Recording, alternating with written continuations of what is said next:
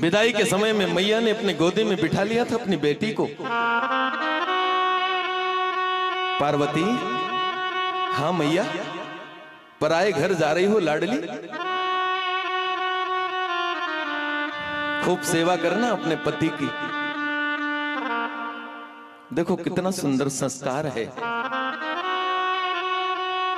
करऊं सदा शंकर पद पूजा, नारी धर्म पति देवन दूजा। नारी का धर्म क्या है? केवल और केवल पति को परमेश्वर जानना, बस। कोई तीर्थ जाने की आवश्यकता नहीं है नारी को, कोई व्रत करने की आवश्यकता नहीं है। शास्त्र में ये नहीं कहा कि तुम रात दिन व्रत करो, त्योहार करो, तीर्थ जाओ। यहां पर तो ऐसा लिखा है, कहीं पर भी उठा करके देखिए आप, श्रीमद् भागवत में भी और रामायण में भी। करूं सदा शंकर पद पूजा, नारी धर्म पति देवन दूजा। अतिथि हमारे बीच से पधार रहे हैं, एक बार जोरदार ताली की। कई जगह जाना पड़ता है इन लोगों को, ये जनसेवक लोग हैं, है ना, तो एक बार जोरदार करताल ध्वनि के साथ में।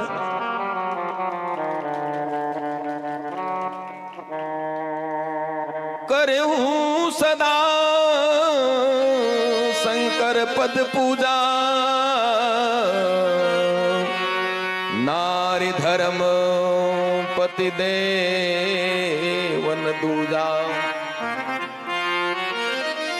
मानस में तो यहां तक लिखा हुआ है स्त्री के लिए, एक ही धर्म एक व्रत ने मां, काय वचन मन पति पद प्रेमा। स्त्री का एक ही धर्म है, एक ही नियम है। बहुत सावधानी से सुनना, आपको बहुत आनंद आएगा, आपके बहुत काम की चीज है ये। एक ही धर्म एक व्रत ने मां, काय वचन मन पति पद प्रेमा। नारी का एक ही धर्म है, केवल एक ही व्रत है, एक ही नियम है, केवल और केवल, और वो नियम है मात्र केवल और केवल काय वचन और मन वचन और कर्म से अपने पति की सेवा करना। वही आपके लिए परमेश्वर है, वही देव है। और जिसने ये कर लिया है,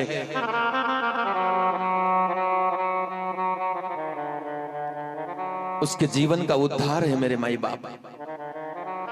हाँ? आज पार्वती की मैया समझाती है, बेटा अपने पति की खूब सेवा करना, क्योंकि नारी का धर्म है ये, नारी धर्म पति देवन दूजा। हाँ? आगे चलेंगे ना हम। यही मानस में सुंदर अनुसुईया मैया के द्वारा मां जानकी को बताया हुआ सुंदर पातिव्रत धर्म है। आगे जाकर के हम दर्शन करेंगे।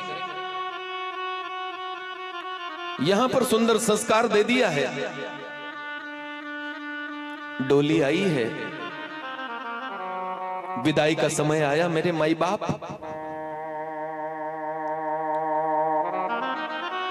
सब लोग सहन कर लेते हैं, मैया भी सहन कर लेती है, क्योंकि वो भी आई है कहीं से, अपने अपने पीहर से, अपने बाबुल के घर से। उसे मालूम है, लेकिन एक बाप से सहन नहीं होता है। बेटी की विदाई वो सहन नहीं कर पाता है। 25 वर्ष का जवान बेटा मर जावे कभी, तो अपने हृदय को गाढ़ा कर लेता है कि विधि का जैसा विधान, परमात्मा को जैसा मंजूर। लेकिन जब बेटी की विदाई का समय आता है कभी, तो फिर एक बाप जो है वो अपने आंसुओं को रोक नहीं पाता है। अब मेरी बेटी चली जाएगी मेरे घर से। हिमाचल बहुत रोए हैं आज। राजा हिमाचल की हिम्मत नहीं पड़ती कि मेरी बेटी को मैं अपने हाथों से डोली में बिठा दूं, हिम्मत नहीं पड़ती उसकी।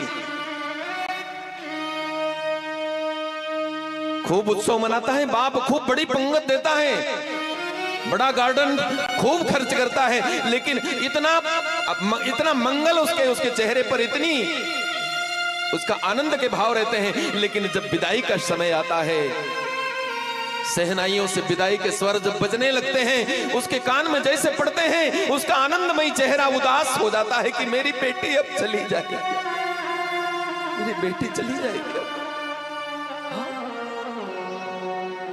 उसको वो बातें याद आती है एक बाप को विदाई के समय में। जितना ध्यान एक बेटा नहीं रखता, उतना ध्यान एक बेटी रखती है। सर्दी के दिनों में जब बाप घर से बाहर निकल करके जाता है, कहीं जाने के लिए तैयार होता है, तो बेटी दौड़ करके आ जाती है और कंधे पर शाल रख देती है, स्वेटर दे देती है। पिताजी इसको पहन लेना, आपने ज्यादा जाड़ा पड़ रहा है, ज्यादा ठंडी लग रही है। और विदाई के समय में जब ये बात याद आती है कि मुझे कौन शाल ला करके देगा, मुझे कौन स्वेटर ला करके देगा, वही बातें जब याद आती है तो एक बाप फूट फूट करके रोने लग जाता है कि मेरी बेटी अब चली जाएगी। गर्मी के दिनों में बाप बाहर से जब घर आता है तो एक गिलास पानी ला करके झूले पर बिठा करके झूले देने लगती है। पिताजी बहुत गर्मी लग रही है, हाथ में पंखा ले लेती है, पंखा करने लगती है। क्यों जाते हो आप बाहर? बहुत आवश्यक कार्य हो ना तो जाया करो। हाँ, यही बातें जब एक बाप को याद आती है तो एक बाप फूट फूट करके रोने लग जाता है कि मेरी बेटी चली जाएगी अब।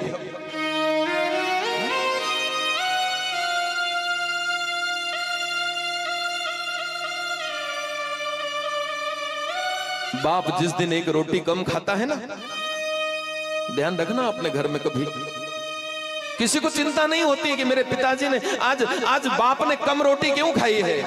ये चिंता बेटे को नहीं होती है। जब बेटी देखती है कि मेरे पिताजी ने आज रोज 4 रोटी खाते हैं, आज 1 रोटी कम खाई है, देख लेती हो, दौड़ करके आती है, पिताजी को डांट देती है कि आपको 1 रोटी खाना पड़ेगी। यानी उसको वो समझ जाती है कि मेरे पिताजी के चेहरे पर उदासी है, यानी कोई न कोई चिंता सता रही है। खाना पड़ेगा पिताजी आपको 1 रोटी, डांट करके 1 रोटी रख देती है, पास में बैठ जाती है। जैसे एक माँ अपने बेटे को भोजन कराती है, उसी तरह जो थे एक बेटी भी थाली के पास में बैठ जाती है और अपने पिताजी को बड़े भाव से, प्रेम से भोजन कराती है। और यही बात जब विदाई के समय में एक बाप को याद आती है तो एक बाप फूट फूट करके रोने लग जाता है कि मेरी बेटी चली जाएगी अब।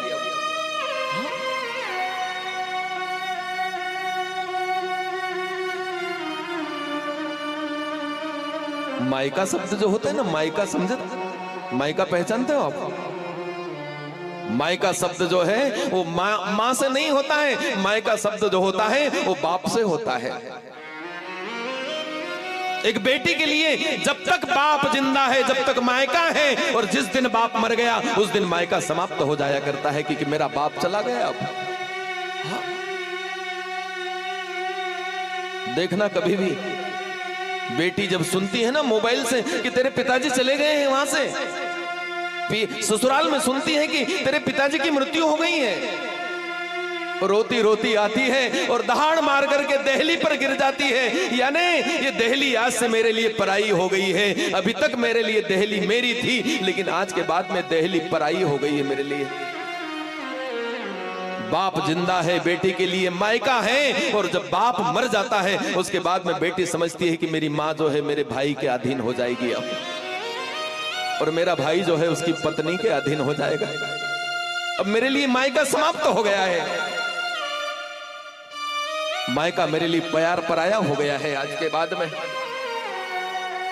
एक बाप जो है परमात्मा से प्रार्थना करता है डोली में बिठाते समय, हे परमपिता परमात्मा, दुनिया के सारे संकट मेरे माथे पर आ जावे, सारे कष्ट मेरे ऊपर आ जावे, लेकिन मेरी बेटी का ससुराल, मेरे बेटी का जहां पर रहेगी वो खुश कुशल रहे, मंगल रहो उसका। जाते समय आशीर्वाद दे देती है। जाते समय एक बाप जो है परमात्मा से प्रार्थना करता है, आशीर्वाद दे देता है, तो दोनों हाथों से हे परम पिता परमात्मा, मेरी बेटी का ध्यान रखना, मेरी बेटी उसके ससुराल में कुशल रहे बस। कहती है वो जाते समय अपने छोटे भाई का हाथ पकड़ के, मैं थी जब तूने अपने पिता को बहुत सताया बेटा, अब अपने पिताजी का ध्यान रखना। हाँ, भगवान से प्रार्थना करता है एक बाप, अपनी बेटी को दोनों हाथों से आशीर्वाद दे देता है, जा बेटा तेरा ससुराल सुखी रहे, बाबुल की दुआएं लेती जा, जा तुझे सुखी संसार मिले।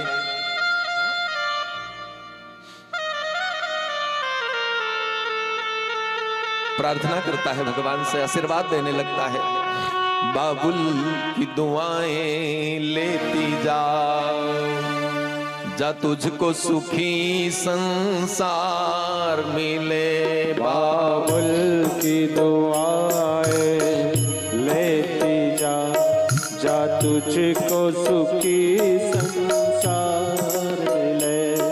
मैं के कि कभी ना याद आए, ससुराल में इतना प्यार मिले। मायके की कभी ना याद आए, ससुराल में इतना प्यार। जा मेरी लाडली जा, तू आशीर्वाद है मेरे।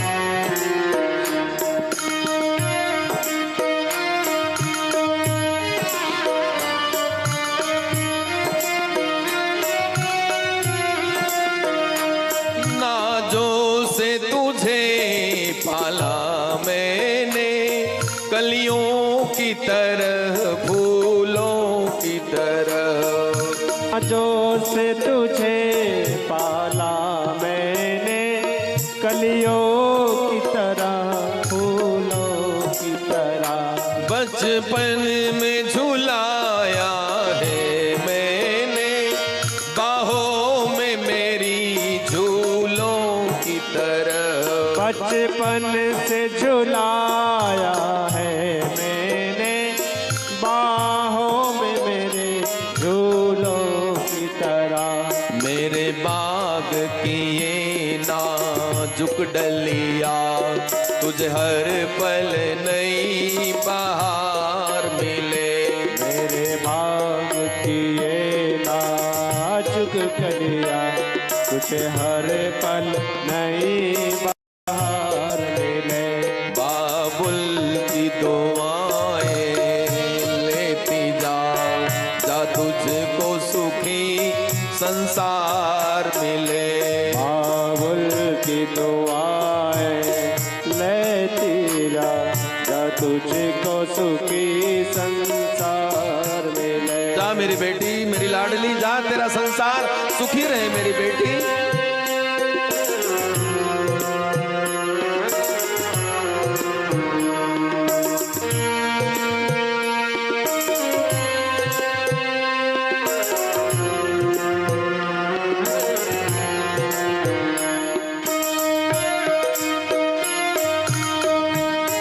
बहुत रोता है एक बाप, मेरे माई बाप। जिस घर से बंधे हैं भाग तेरे, उस घर में तेरा ही राज रहे। जिस घर से बंधे भाग मेरे, उस घर से तेरा ही राज रहे। होठों पे हंसी की धूप खिले, माथे पे खुशी का ताज रहे। होठों पे हंसी की धूप खिले, माथे पे खुशी का ताज रहे। कभी जिसकी जोत न हो फीकी, तुझे ऐसा रूप श्रृंगार मिले। बाबुल की दुआएं जा तुझको सुखी संसार मिले। मैं के कि कभी ना याद आए ससुराल में इतना प्यार मिले। मैं के कि कभी ना याद आए ससुराल में इतना प्यार मिले। जा मेरी बेटी जा।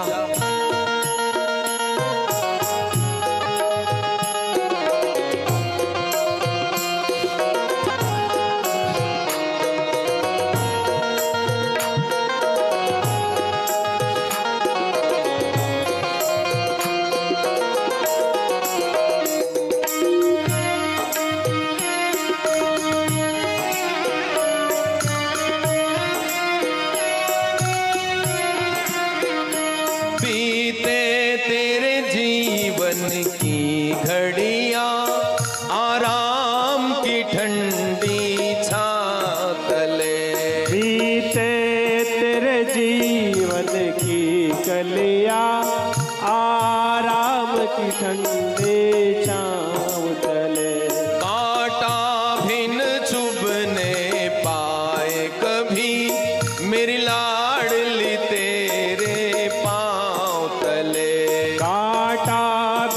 चुभने पाए कभी मेरी लाडली तेरे पाँव तले। उस द्वार से भी दुख दूर रहे जिस द्वार पे तेरा द्वार मिले। बाबुल की दुआएं लेती जा, जा तुझको सुखी संसार मिले।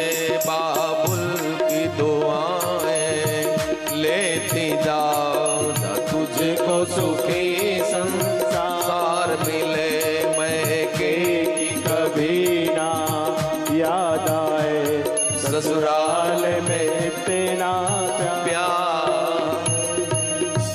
बेटी का हाथ पकड़ा और डोली में बिठा दिया मेरे माई बाप। हृदय को गाढ़ा कर लिया उसने।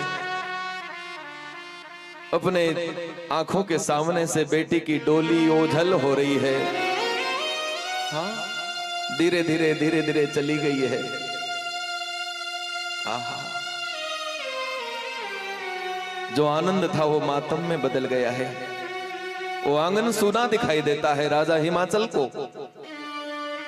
पत्नी ने हाथ पकड़ लिया, स्वामी बेटी पराई होती है, एक न एक दिन जाना पड़ता है उसको, धैर्य धारण करो।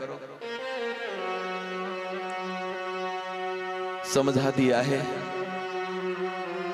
भगवान पार्वती को लेकर के कैलाश चले गए हैं।